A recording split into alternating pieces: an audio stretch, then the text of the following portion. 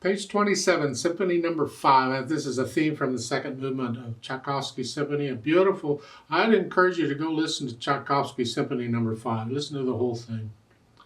This is a nice little arrangement. They're introducing you to a thing we call triplets in music. Triplets can cause a lot of people a lot of problems, but they're really not difficult. So just relax and see what we can do with them. Piano players get them all the time. We're just constantly triplets. We get used to them. It's okay. So let's take a note. And this is in 4/4 time. If I play quarter notes, I go 1, 2, 3, 4. Okay, quarter notes. Eighth notes are 1 and 2 and. 1 and 2 and 3 and 4 and. Well, in triplets, they got 3 eighth notes tied together with a 3. It's an eighth note triplet. I'm going to play 3 notes instead of 2. So you can say triplet, triplet, triplet for bump, bump, bump, bump. Or you can go 1 and 2 and 3 and 4 and. And that's what it is. 1 and 2 and 3 and 4 and. So a 1 and 2 and 3 and 4 and. So going back and forth between 2 and 3, and duple and triple. Piano players, we get that a lot. We get good at it. You will get good at this. You should do it in both hands. 1 and 2 and 1 and 2 and 1. That's all triplets are. What you need to be careful about with them is that the 3 notes in the triplet, look at the beginning of this here. The 3 notes in the triplet and the note after them, those 4 notes together, need to be even. So triplet, whatever the note is. So triplet, triplet. If it's not a triplet, or that's not a triplet, or that's not a triplet. All those notes have to be even. You get this. Triplet 2, 3 and 1. And that's what this lesson is about. So, assuming we got a handle on that more or less, let's look at the piece. It's a page long, treble bass clef, 2 sharps in the key signature. Go do the D major scales, so that's good for you. And the 4/4 time signature, we have a pickup beat. Those triplets are on one beat, beat 4. So the other 3 counts should be somewhere else.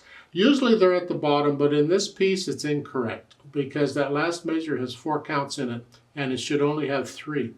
So it's easy fix. You simply cross out the quarter rest at the end. You don't need it. Then the last measure would have 3 counts and this has 1 count and we're good to go.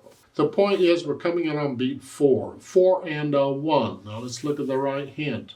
Here it's here. 2 and 3 and 4 and 1 and 2 and 3 and. And then when you get to this measure,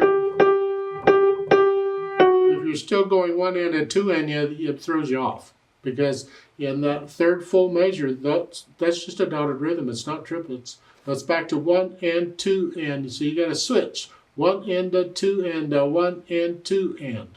So in the second full measure we're here 1 and 2 and 3 and 4 and 1 and 2 and 3.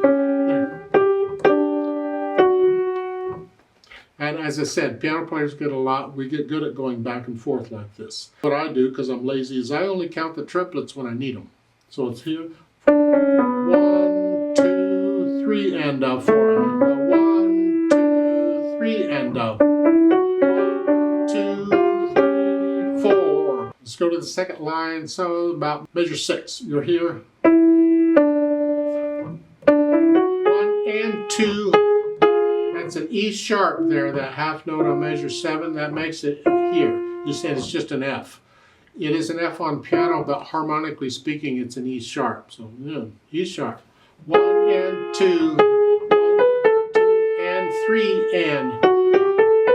And you'll notice the G sharp in measure 8, and then a G natural at the end. Because if they didn't have the natural sign, it'd still be a sharp. Because that sharp is good for the whole measure, so it's here.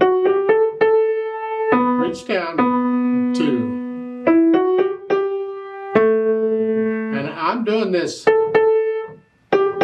just changing fingers on these repeated notes. It's 4,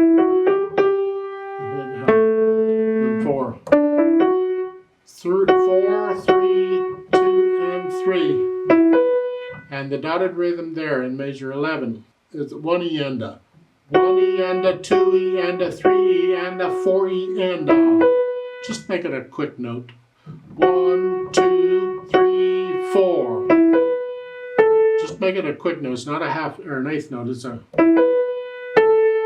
And in measure 12, the right hand plays the quarter notes, and then the last beat, the triplet at the end. We're using both staves together, sort of. The line goes up in triplets, so the right hand's going to do the last bit. Here. Okay. Left hand. Well, I don't know.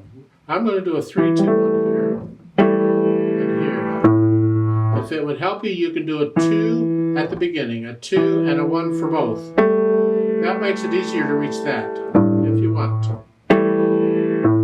Or a 3, 2, 1. I don't know how you figure it. And then here, and then here. And move it around. All right, nothing I can do about it. Just do it. Measure 9, it's here. 1, 2, 3. Connect these. And then these, connect them. And then these. Do the best you can. Measure 11. I don't like this fingering of 3, 1, 4, 1, and then 5, 1, and then 5, 2. So I'm going to start with a 2, 1. That way I can play those bottom notes just right there. And then here. And then 4 going on. This is measure 12.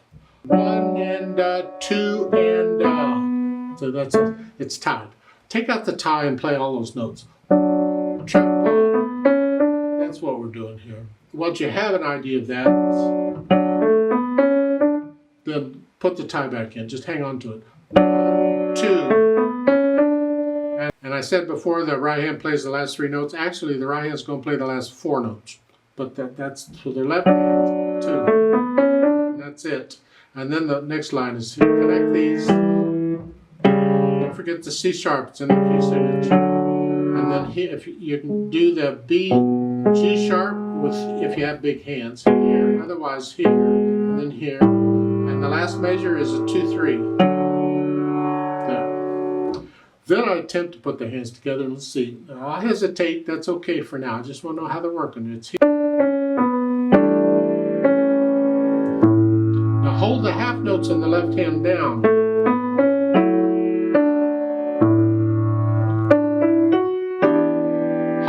Now you get half notes in the right hand too. Make sure you hold it down.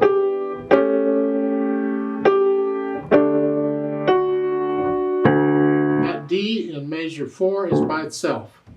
So it's now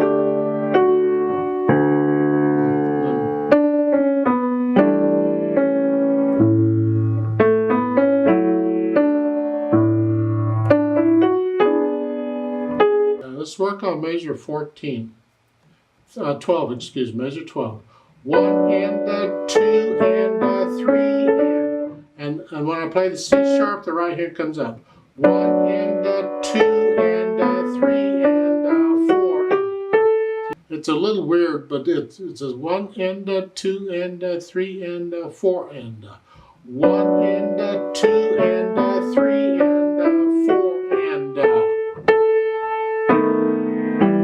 try and hold these half notes down the whole time if you can. And once I have an idea what the hands are doing together, then I'll go back over it slowly and just in bits and pieces, and I'll work out the hesitations.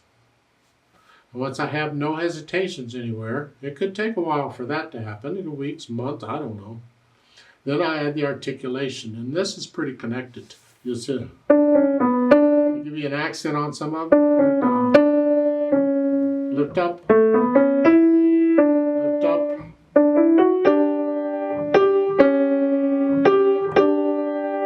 On measure 4, you have that little line across, linger on that note.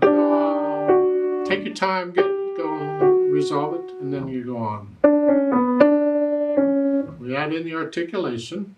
There's nothing given for the left hand. Do your best to connect them. You can't. The pedal will help us. We kind of want them connected. Then the dynamics, and that applies to the melody, which is the right hand. Sort of soft, mezzo piano. That makes the accented note sort of loud. Just go up a little bit.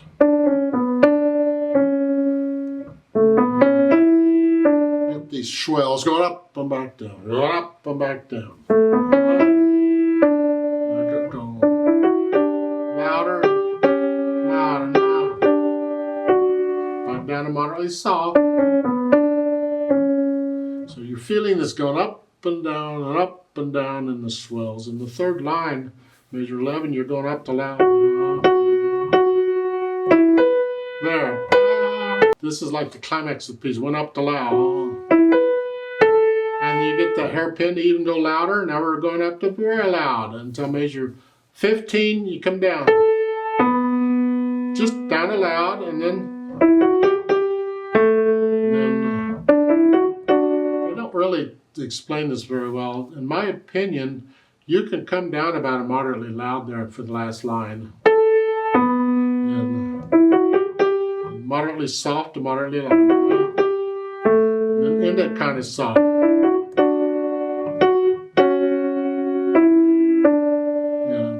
I slowed down a little, you don't have to. It's felt.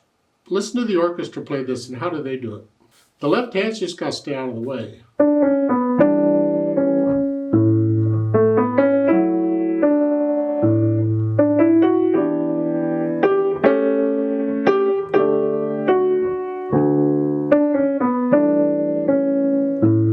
Just keep the left hand out of the way. As far as the speed goes, about where I've been playing it, I think.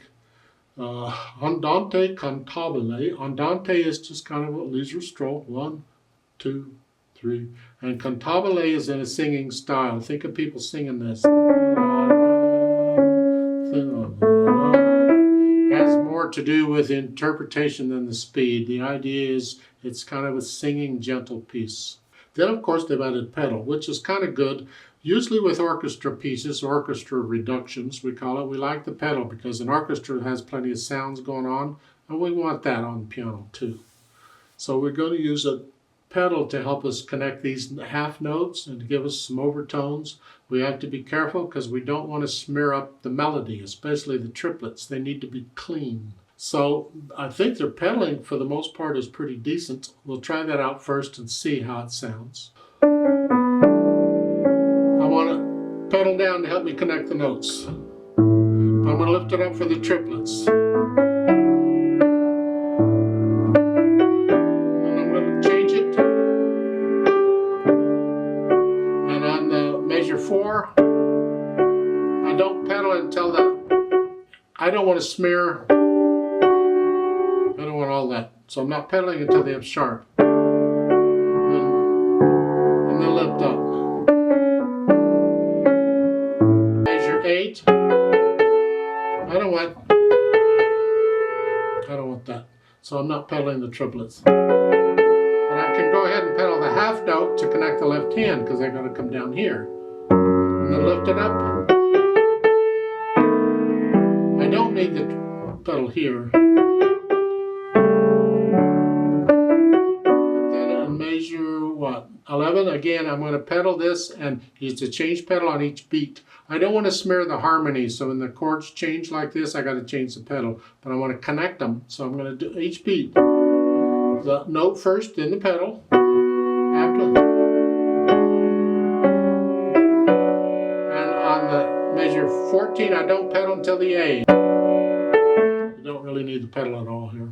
But it's loud. Generally when it gets loud, we want more sound, more overtones. So we're going to pedal here.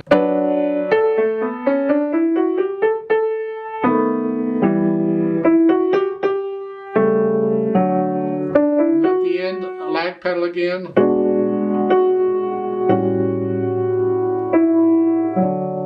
Yeah. You have to listen to the sound and don't smear up the this or this other thing. We don't want that. But it's nice to be able to connect the notes, so you may have to push the pedal down just long enough to connect the notes on the left hand.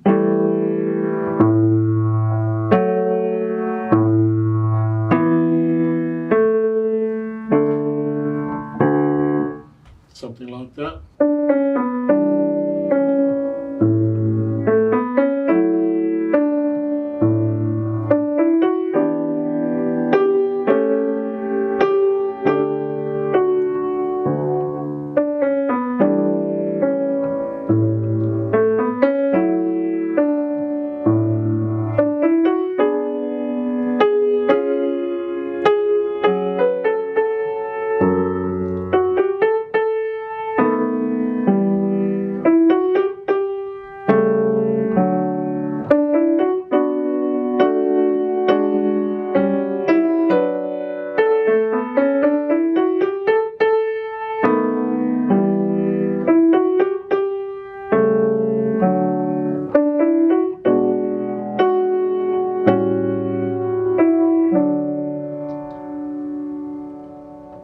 Let's play this together very slowly and check the notes and the rhythms. I'll give us 3 counts.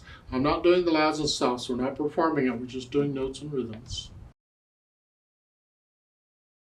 1, ready, and go. And